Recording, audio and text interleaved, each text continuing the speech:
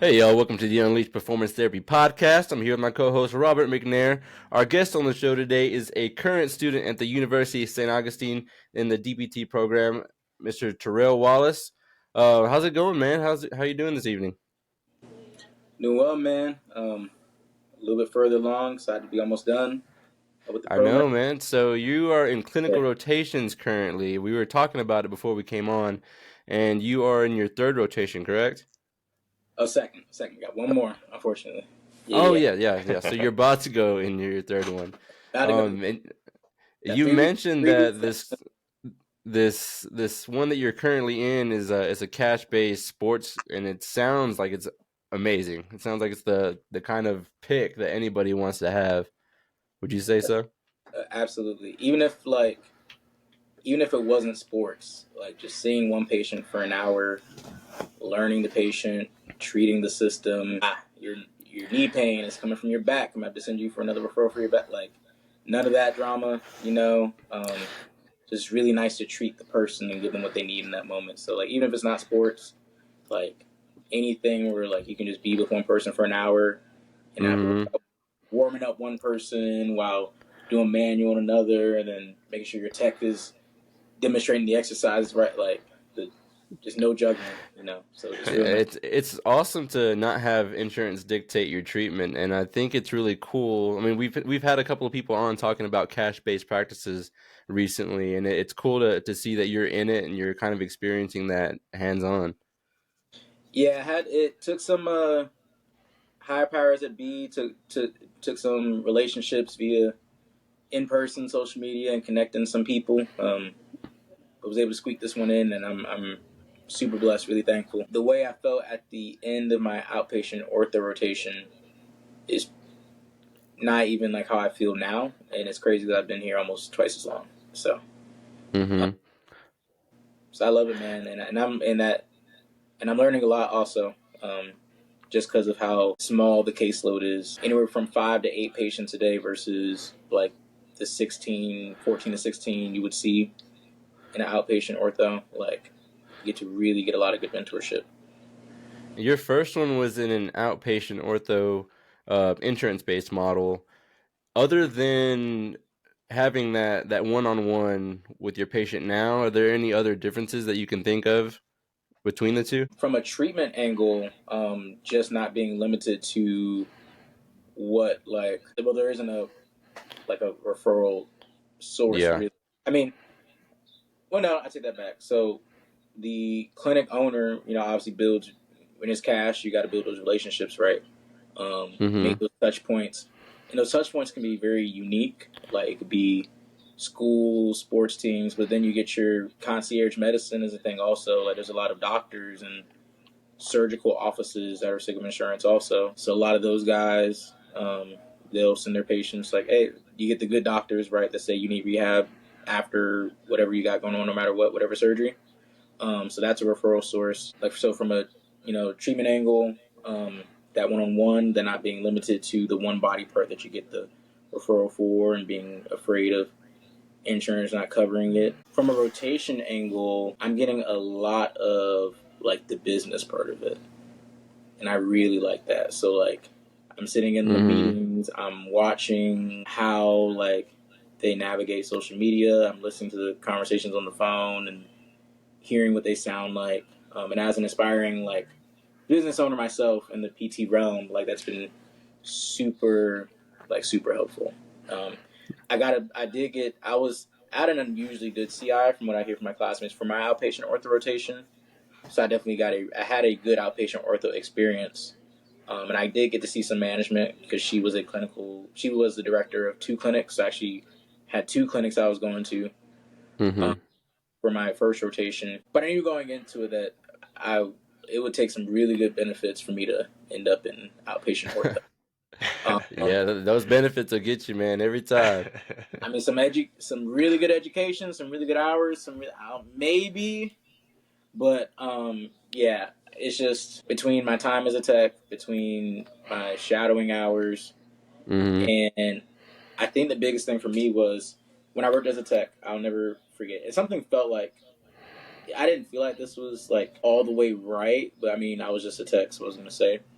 But like literally, if you had back pain, y'all are in try too, but y'all already might, if you're PTA background, you might already pick up when it comes down. If you have back pain, I can think of 10 different reasons right now off the top of my head why you could have that back pain, right? But at this clinic that I was shadowing or working, I don't know, either way, there was a low back pain menu. I was just going to give you that menu. You was going to do those exercises. Really? Oh, Yeah. wow. Shoulder pain. Now, maybe like if there's like a procedure, there might be a protocol, but neck Yeah. pain, knee pain. So now it's going to be a little bit formatted for y'all, the way they redid MSK, but like I had just a strict like spine course in the same program as y'all, but I think they restructured it. I don't know if it was for y'all or for people later on, but in that spine course, you learn all of the ICF classifications and what could be causing back pain. And there's just such a wide array, and there's even interventions for one cause of back pain that could be harmful for a different cause. So like making every single back pain patient do the same exercises is bonkers to me. Yeah, doesn't make sense at all. Yeah, so I had a good CI that didn't allow that, thankfully. But like just from what I've seen, the grind of seeing all those patients, it's not my jam. I like to take my time. I like to make sure I'm not missing any details. That is just more personal. I love conversation. I love learning people, figuring people out. Absolutely. I love introverts. I love making them seem like they're extroverts by the end of like the set. Right? Come out of the shell. You know what I'm saying? Like even like now I'm working with like I said, I get a lot of these youth athletes right now in my CI, or I'll talk to the parent, just heads up, like he or she very quiet. By the end of the session, we high five and making jokes. We got for a few weeks, we got inside jokes. That's my favorite. I live for that. You don't really get that if you're treating one patient, warming up another, and like trying to make sure your tech isn't teaching like how to do the pulleys wrong. Yeah. So Me personally, I was a tech for a long time for two different outpatient clinics, and like you said, whenever you have that kind of, I want to say, insurance in the way, their hands are tied with a lot of stuff that they can do, that they can't do, stuff like that. And the rotation you're at currently, we talked about it earlier, that you're able to treat the whole body kind of when you want it. We're addressing this. You came in for this, but now I see this is an issue. Let's kind of sit this aside and let's address this. And like you said, it makes it more personable.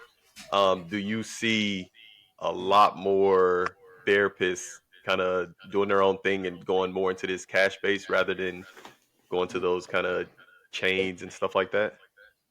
I see a lot of therapists wishing they could. Mm-hmm. And I think like even if like I doubt you'll ever find, I'd be really shocked if you found a therapist that was like, I would absolutely hate to give undivided attention to a patient.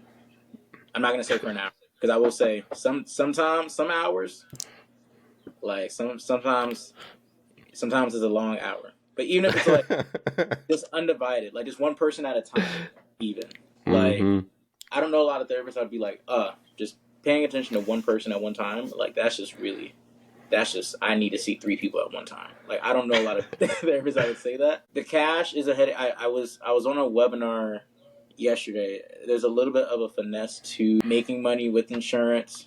It is a lot of math that goes into it, but most of the therapists I work with and I've chatted with, if they could just focus on the patient and not deal with the documentation fatigue and all the legwork that it takes to pray that you get reimbursed what we deserve as doctors, they would definitely avoid that and just treat, cash and that one. Yeah, I think that the physical therapy practice is kind of moving towards that cash-based model more and more every year, with the cuts every year getting bigger and bigger. There's even some people that say that they see in the next 10 years at least half of all physical therapy practices being cash-based.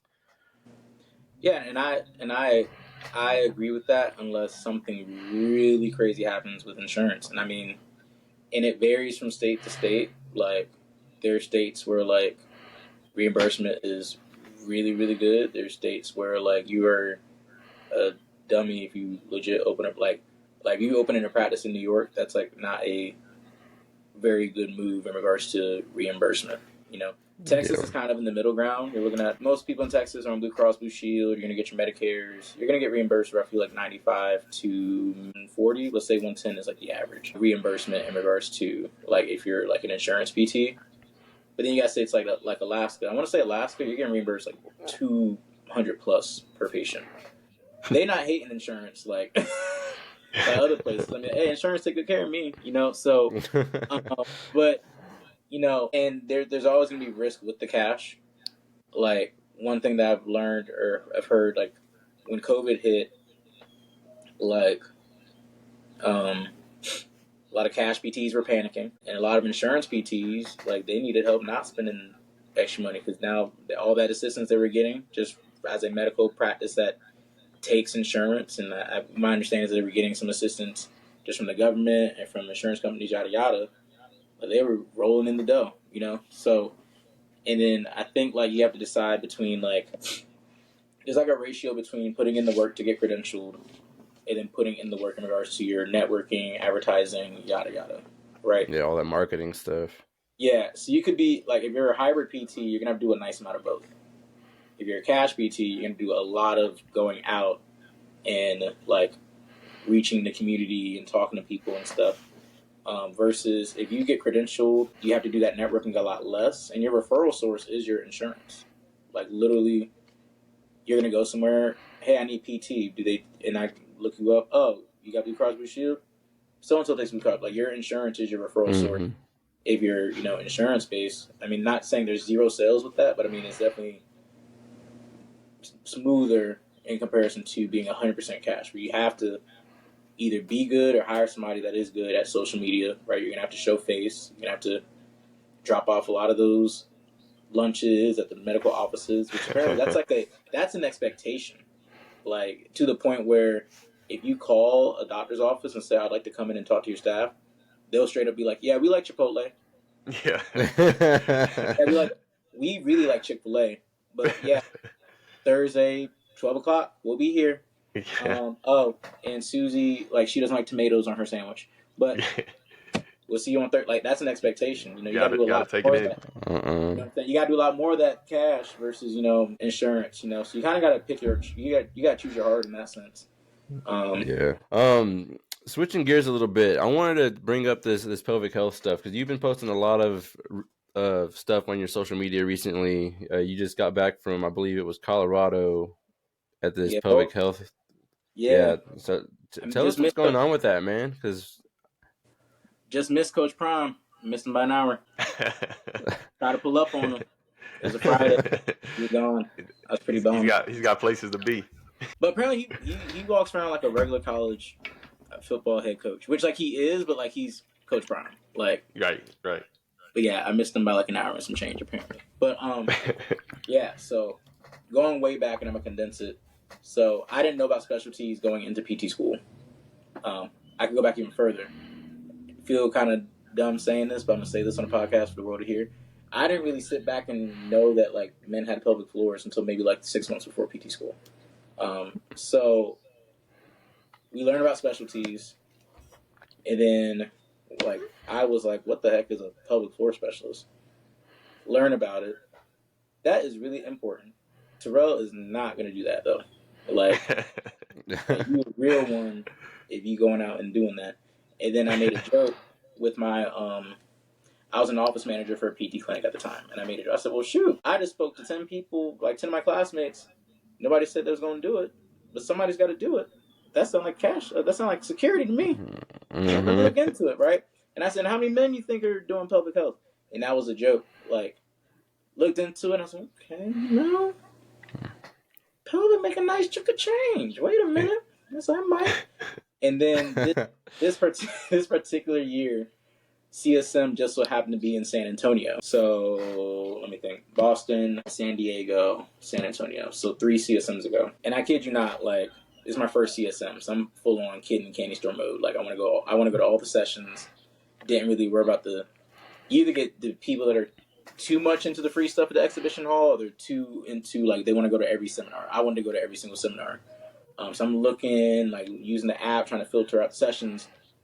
And then Saturday night, I kid you not, this was not there when I got access to the app, a men in pelvic health seminar, panel.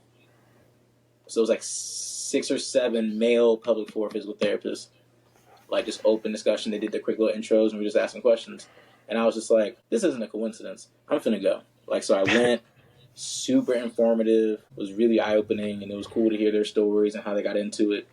And a lot of it was either like very similar to mine, like didn't know, then went into it and kind of went down this rabbit hole, or they personally had an experience with like needing pelvic floor PT. A couple of things happened. I had an emergency procedure that I needed to like pelvic floor stuff, and it was kind of like I had this procedure, and I'm like afraid to like move. I didn't get a lot of guidance.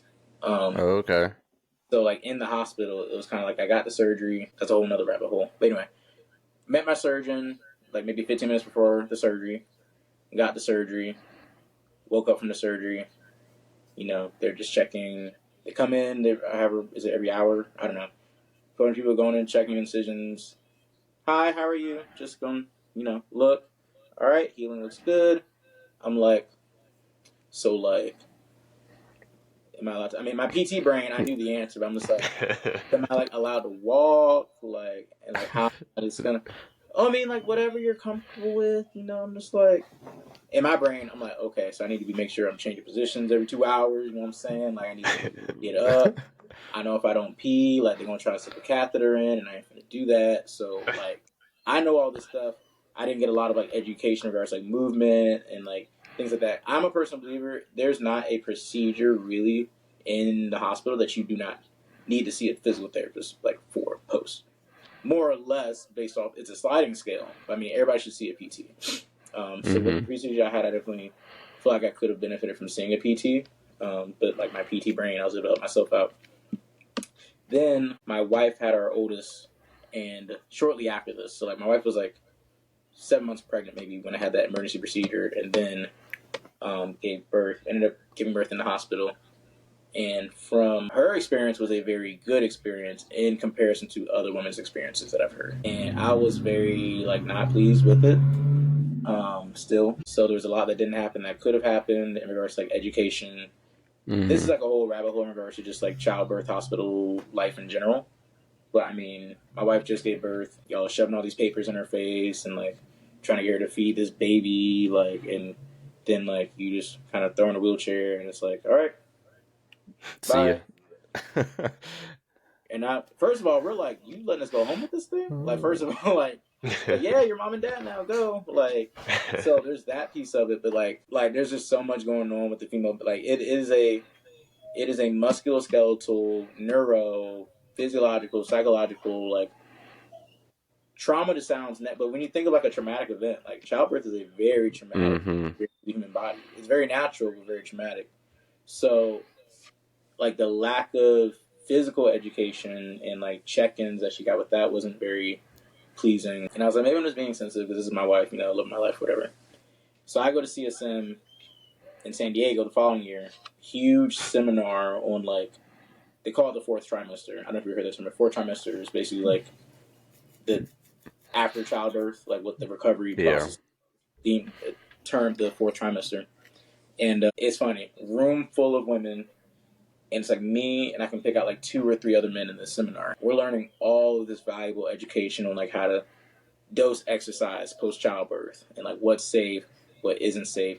All this research that's been out there for a nice chunk of time. Like this isn't like breaking news.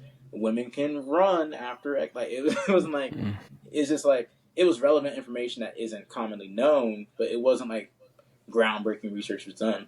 So me and like there's like a question line, and me and the men, like the 2 other men, like come to find out we were all husbands that had kids below the age of like 2, and we're all just sitting there like, bro, does this like piss you off? And he's like, oh, absolutely, like absolutely, like so we're all sitting there asking these questions, trying to figure out how to advocate better. we had a round of applause from the ladies. That was very nice. I was like, yeah, we got y'all. Like I was like, we got y'all. Like, nah, like you gotta protect our women. This ain't right. Ironically, I came back from CSM and my wife told me that she was pregnant again. So that was just a whole. I got a surprise for you when I come home, and I was like, yeah, I'm excited to show you what I learned about like. I told her everything that I learned about like exercise post childbirth, blah blah whatever. Well, that's gonna be useful. So yeah, absolutely. And oh, yeah, I guess that is gonna be useful. So I go down the rabbit hole. I'm like, okay, like I think I am gonna do this. And then I applied for a scholarship. Didn't think I'd get it, and I got it through the APTA and the National Black Physical Therapy Association, or National Association of Black Physical Therapists. So they partnered and collabed and made the scholarship. Didn't think I'd get it. I got it, and went to the webinar, 16-hour webinar, really long webinar, but it was very informative. Very like, I don't know what I thought it was going to be. So Pelvic Health 1, for people that don't know, is vaginal examination and treatment, and exam treatment, all the things. Just so like you open up your Applied Anatomy 1, or yes, Applied Anatomy 1, Applied Anatomy 2. I think you're in try 2. You click shoulder, you see shoulder range of motion. This is how you go into a shoulder. You see a video of a person, maybe shirtless, doing this with their shoulder, somebody talking them through it. So I'm in Pelvic Health 1. You know what Pelvic Health 1 is about because I just said it. So instructor puts videos on TV, or screen, excuse me, and I'm like, oh, so we just... I was like, so we just getting right into it. Like, these aren't models. Like, these are people. Like, this is... So I had to get over the shock of that. I was like, look, I ain't... Like, this is an Eastern Standard Time thing, so I'm up at 7. It's like, all right, we're going to dive right into it. We're going to do some anatomy. And I'm like, okay, like, I ain't even have no coffee. Like we got to slow things down. But it was very well structured, very informative. You got to learn a lot about this pelvic health stuff, and men's pelvic health. Like you said, it's an open door, it's an open highway for us as males in the physical therapy world. Being a male pelvic floor physical therapist is a great thing to specialize in right now, and especially those of us who've got a spouse who is postpartum or they're currently pregnant. There's something that we can help out with, and we can advocate for more people to see a pelvic floor physical therapist. And we had a pelvic floor physical therapist on a few weeks ago, and that's the same thing she said. She said the best thing I can do is offer pelvic floor physical therapy for all women who are currently pregnant or looking to get pregnant or have just had a baby. No, absolutely. And the women in the field, at least kind of like accommodations and advocating for like people with different needs. Like I have ADHD, so I just was curious if there was anything going on at CSM about ADHD. I ended up meeting PT. She has ADHD. She's the mastermind behind the DPTs with Anxiety meme page. And not only does she have ADHD, she's also a pelvic floor physical therapist. And she was kind of the one that she was kind of like my tunnel into the space. So like I have a lot of female friends in the medical profession that I spoke with and that I've known for years, and they were like, you're totally allowed in that space as like a medical professional. Even just in general, it's not even like you can go, but like just treatment. There's like in general, like there's like you are welcome in the space. You'd be a huge advocate, a huge voice for the space. And even with that, you're always gonna have that like, hey, like I genuinely want to help. Can't share that experience with you. But I can be on your side and support you however fit in the moment. But even like when I went to the lab, I reached out to the host of the course, because it's like if you work at a hospital, for example, and you have like the space to host a course, you would call the APTA and say, hey, I would like to host a pelvic health course. And so I reached out to the host of the course and asked her, because you do get a seat in the course if you're the host.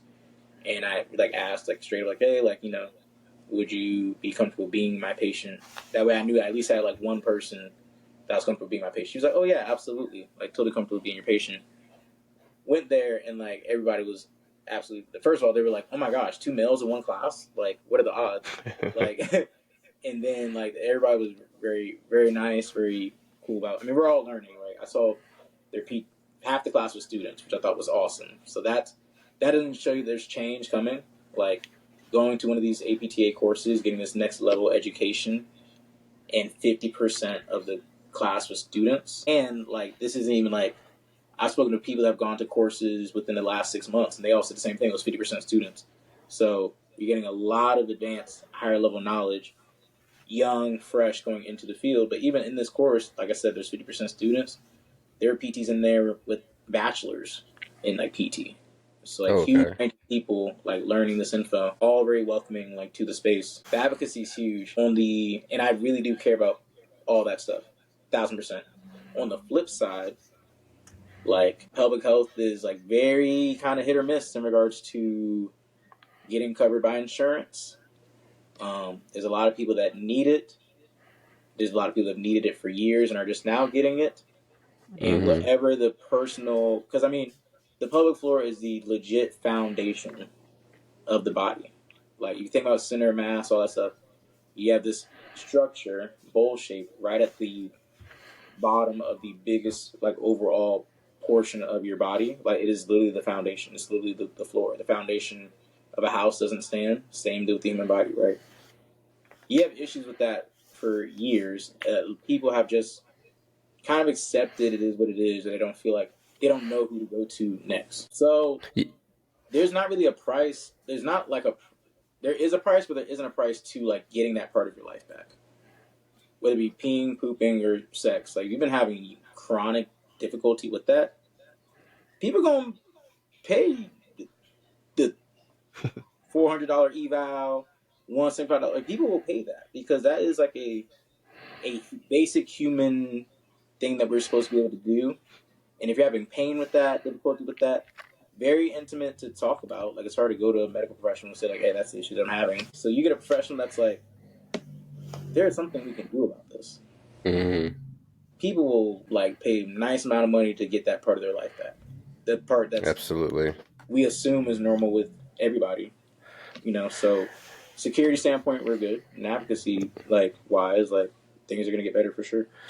Yeah, hopefully we can make it a lot more common to have physicians give referrals for physical therapy, especially those who are postpartum. Like I think someone who has just given birth, everyone should get a referral for physical therapy, whether they use it or not. They should still have it available to them after giving birth. 1,000%. Even in like, one thing I advocate for is more just inpatient physical therapy in general.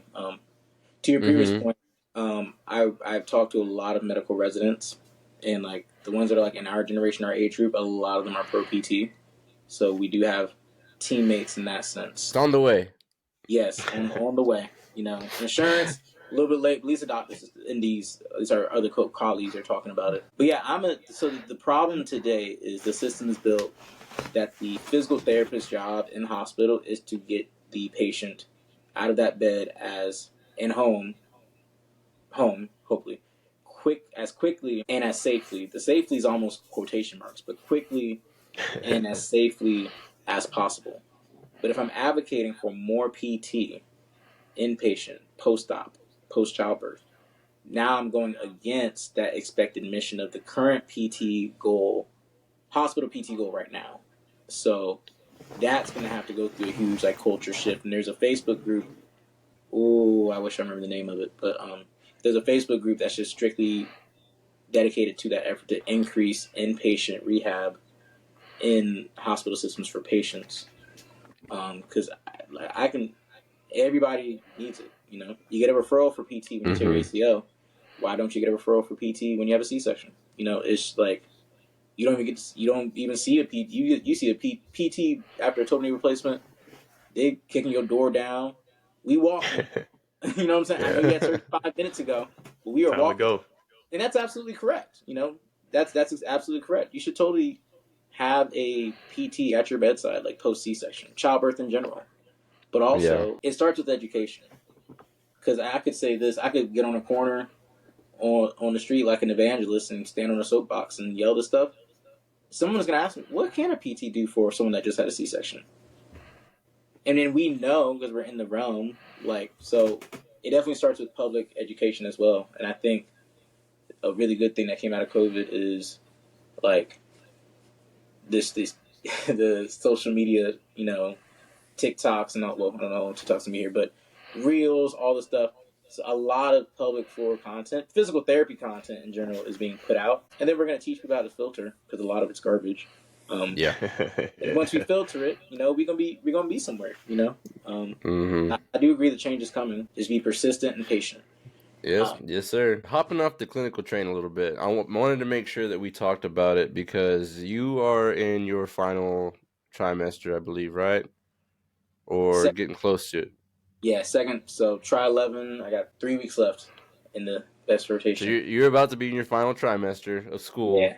You've got your licensure exam coming up. MPTE time is coming up, and I know that you've been using AI in different forms for using it for social media and for other things as well. But you also advertised that you were using it for studying purposes in PT school. So I kind of wanted to touch on that a little bit. Tell us more about how you're using AI to study and how you plan on using it to study for your MPT. Yeah, so halfway through PT school, I got diagnosed with ADHD, which connected a lot of dots. And after like I got my medication correct and like optimal, I was still having like difficulties with like sitting down and just like reading a textbook, We all watching. have difficulty with that, man. Yeah, well, like, but I mean, I did discover like there are people that can read a page of a textbook and then like, okay, this is what I read, and I'm like, how you do that? I can't do that. What do you mean? I just How read do you it. do that? Or sitting through these hour and a half like lecture videos and stuff, and like being able to absorb some of it. Mm, Like, so yeah. basically, like, and then you take that and then you learn these optimal study skills, just making your own practice questions, making your own case scenarios. And we used to give the like at the beginning of the program, like I would sometimes we would kind of give the professors a hard time in regards to like more diversity with case scenarios or something along that realm. But basically, the response to that from the professor was like, I'm going to try and do a better job with that, but I would like for you to sit down and make your own case scenario. I forget what even the topic was. You ever sat down and try to like make a full like case scenario? Off the dome, you're like, oh, Joe Schmo is 50 years old, comes in with this, but no, if you're gonna sit there and fill in all that subjective, all that objective, try to fill Mm-hmm. in all the tests that were positive, negative, range of motion, and then like try to flip it and practice it as a PT and try to fill in the gaps and figure out what you do. That takes a really long time if you've never tried it. So I give the professors props for these in-depth case scenarios, the ones that are really good at making them and have like just a bunch of them on hand. But I ain't got to do that. Now, because of AI, that's something that is typically a really long process. As long as you like learn how to make like the right prompts. So the thing about using AI, you kind of have to tell it who it is, be specific about what you want, and then the best way to get a result is to give like an example of like what it should look like. And even with that, we're in a great profession, and I think pretty much all of medicine is because we're not going to be replaced by AI. You still have to double check, but it's fairly spot on, and it's just improving the time. So like one thing I was playing around with it, I was using it to learn. I still use it to learn Spanish, and one day I was just really like struggling with it's probably neuromuscular, no, it was pediatrics actually memorizing all those milestones. Milestones. Yeah, y'all gonna Yeah. get there. You might hit it in PTA school, but no, you gotta learn every single milestone, bro. It is no Mm-hmm. joke. But every single one, and that is if they keep it the way it is, that's the first exam. Get through all those milestones, then the rest of the exams are a lot easier. But anyway, I was just like, I am not like I need something. I typed in a prompt because I needed like a trick or something, some sort of mnemonic to memorize this one thing with these milestones, and it spat a few back at me, and I was like, okay, these aren't the greatest, but if I could figure out Mm-hmm. how to give it a better prompt, like I might be onto something. So That's I a got good it to the point. idea. Yeah, no. So I got it to the point where, with the right app and the right prompt, like I got to the point where I was getting like, um, Like if I had a study guide that I already made, like my manually made, I could pretty much paste the study guide into ChatGPT and put a prompt with it, and it would spit back at me 10 multiple choice questions, 4 choices each, and an answer key, strictly based off of the information that was in the study guide. Oh wow. And then all I would have to do is double check it, answer by answer, maybe edit the key a little bit, and then like I just saved like hours. For me, hours. That takes me a long time to do, even if it's just 10. I do it in chunks just so it's less to check at one time. Yeah. But I tell to do 10. Those 10 look good. All right, give me 10 more. Keep doing that. For now, I've made my own 50, 60 question exam that I can now practice with, and now I can look at the trends. What concepts am I not getting? Then I can go back to my study guide again and tell ChatGPT to explain this concept in a manner that a high schooler would understand.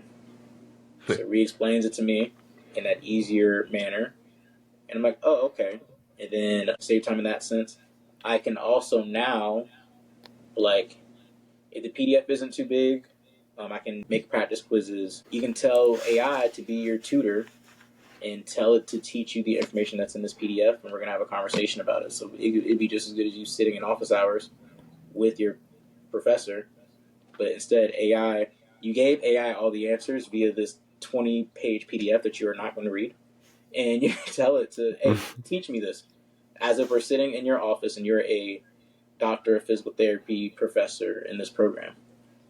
And that's the thing, you tell it what it is, it's going to be that professor. Like, I tell AI, hey, you've been a professor for 20 years. You are the director of a program. You've got tenure. Your students have a 100% pass rate in the NPTE, and now you're going to tutor me in cardio. And it does. I go back and forth, have a conversation in 30 minutes, whatever I was confused about. Like, it's a lot easier. So just saving time where we can. That's cool, man. There's so much that you can do with it that you don't even realize, and it's just becoming a bigger thing. And I think it's people like you who really take it to different levels, and they can, think about things differently, and they need a different way to learn something, so they use AI to teach you, and that's awesome. The mnemonic thing is genius. I didn't even think about that, and it's so simple. Asking Oh, it to no, make a mnemonic. absolutely. I can think of 3 girls in our class right now Oh that my could God. use that. With the mnemonics. Yeah, Yeah. they always come up with the craziest mnemonics, man. I swear, the craziest we get mnemonics. we get hundreds of mnemonics try.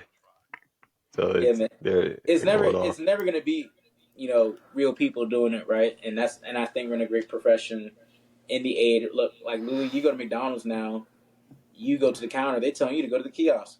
And Yeah. you know what I'm saying? Like, all right, you can let a robot do a cervical distraction if you want to.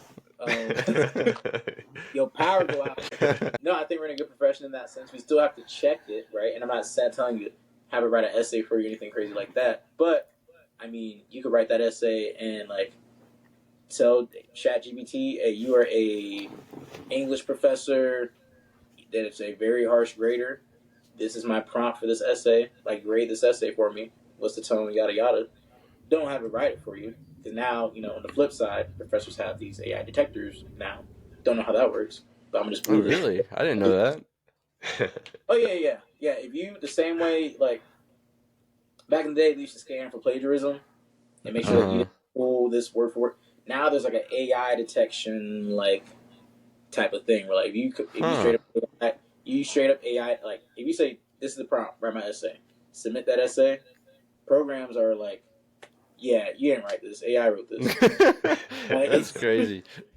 like, hey, you gotta, I it came very quickly after like AI dropped, and Yeah. probably AI made it. Like, it's Right.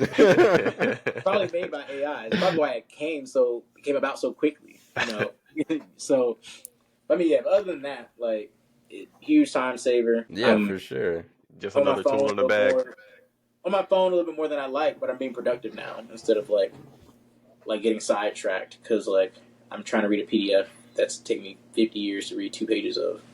Like, Well, man, what is next after you graduate? You know, you're about to start studying for this MPTE. You're gonna pass it. What do you see yourself doing right after graduation? so I'm in an awkward spot because I graduate in August. So there are 4 designated times that you're allowed to take the MPTE for the listeners that aren't sure. Since July. I'm graduating in August. Well, I wasn't smart enough to take it in July, so that was before AI. Like, no, I'm kidding. But so I have to wait until October. So I am hoping to find a job with decent benefits. I don't want to burn myself out PT wise right before my board exam, so I would love a 410. I don't know, maybe even a 312. I don't know. Are you gonna But try to do a temp license, or are you just gonna wait until after yeah, I the? gotta make this bread, man. I'm gonna get a job like as soon as my rotation's over. Like, Yeah. I would love to take like 3 days off. Then the following Monday, I'm working as a PT, which is really Locked I did in, weird. huh? I did a temp license with my for my PTA one, You and I did. That's right. definitely I had to do it, man. You know how it is. I got kids. I got Uh-huh. So I mean, like, what I'm really hoping is, I have a classmate now. She's inpatient, and we were both like scared of inpatient acute. She said, honestly, man, she's like, I'm bored on the weekends now. She texted me crazy stuff, bro. Stuff I ain't even never would even thought of. They And can have it all. it's just like, I would love to get really good at that, and like, because those are that you're not really getting 312s or 410. You might be able to finesse 410s outpatient, but I just need it to be interesting, whatever it is. Like, outpatient ortho gets really, like, you know who you're going to see. You know how they're going to act. You know how you're going to. Versus, like, it might be scary at first, but, like, I like surprises. Anyway, I would love to, hopefully, if I like my next rotation, get, like, an inpatient acute job where I can work 3 to 4 days a week.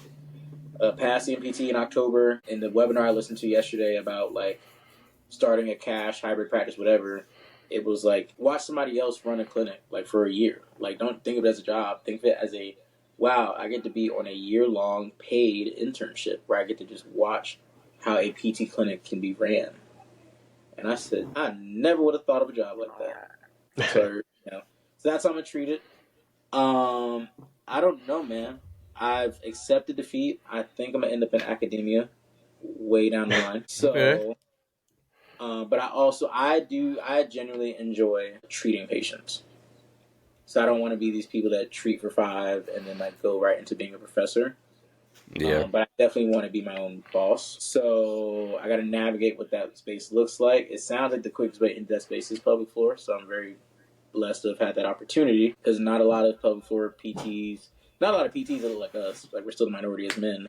Definitely not a lot of pelvic floor PTs that look like us. So work for a little bit, pass boards, work a little bit more, while simultaneously navigating my own personal jams. I'm trying to take my personal training business kind of philosophy, things that I learned, kind of transition that into, like, my physical therapy business, whatever that may or may not look like.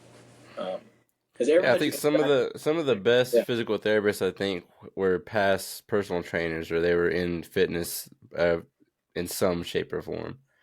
And I think absolutely. that's a common trend that I've seen. Physical therapists should be physically fit. I mean, that For might sure. be, that might get me in trouble, but I mean, that's my belief. Hey. I'm not saying run a marathon. Right, right. I never ran a half marathon. But I mean, you should be able to exercise. You should be able to demo. I'm not saying you got to be perfect at everything, but I mean, like, we are Gotta the oldest experts of the, like, when surgeons think, if you were to ask a doctor who's the most physically fit department in this hospital, they go into the physical therapist. Like, that is where yeah. you're going, which is crazy because they don't. Well, it's getting better. They don't refer us as much. They don't use us as much. But, like, hey, exercise wise, I'm going straight to PT and asking one of them how to do a push up or something. So I own that. I love being that for the field. Like, you know what I'm saying? Like, I mean, shoot, yeah, I'm a transfer some patients. Y'all need to be. Everybody should know how to transfer patients. But I mean, hey, at least you have confidence I can do that safely, and I can teach you how to, like, eat a little bit better outside of my scope. I can eat a little bit better, exercise a little bit more. But I think the best PTs are exercisers for sure. Oh yeah, Practice what you preach. definitely. Yeah, for sure. Exactly, for sure. All right, man. Well, before we let you go, where can people find out more about you, more about what you do, everything with the pelvic floor, your personal training philosophy, all that good stuff? Yeah, the best right now is Wallace on Instagram. I'm also on TikTok, and then like any additional ways to contact me are through the Instagram and the TikTok. I'm pretty much a open book. I take on mentors in whether it be fitness. I have PT school mentees. I have just undergrad college kids that I mentor just because like this code being gone, put that in quotation marks, it's just like this. Everybody's in a weird like hybrid type space now, and it's been kind of tricky to navigate. So I mentor for whatever, but I'm pretty much an open book. So I got to do better at checking the little request tab. There'll be some gems in there. You mess around, find out someone's gonna give you $1 million. You're like, dang, that was from 2 months ago. But I'll do my best. You really want to get my attention, like comment on a story or something or my post saying like, hey, just DM'd you, I have a question about this, and then I'll check my message request. But I'm pretty much open book, and so feel free to reach out. ADHD, pelvic floor, PT, sports, life, ChatGPT, whatever. Like, just reach out. World of Nice. knowledge in there, man. Yeah, we really appreciate you taking the time out of your evening to talk with us, man. It's been a pleasure. Absolutely. We can Sure. do it again at a later time as more change happens in the world and we get Yeah, closer to the things absolutely. we want to see for sure. Absolutely. All right. Well, that's going to be it for this episode of the Unleashed Performance Therapy Podcast. If you have anything you want us to talk about on the podcast, shoot us a DM on the Instagram at unleashed.tx. And y'all, be sweet to me. Scroll down to the bottom, give me a 5-star review, share the podcast with your family and friends. And until next time, peace.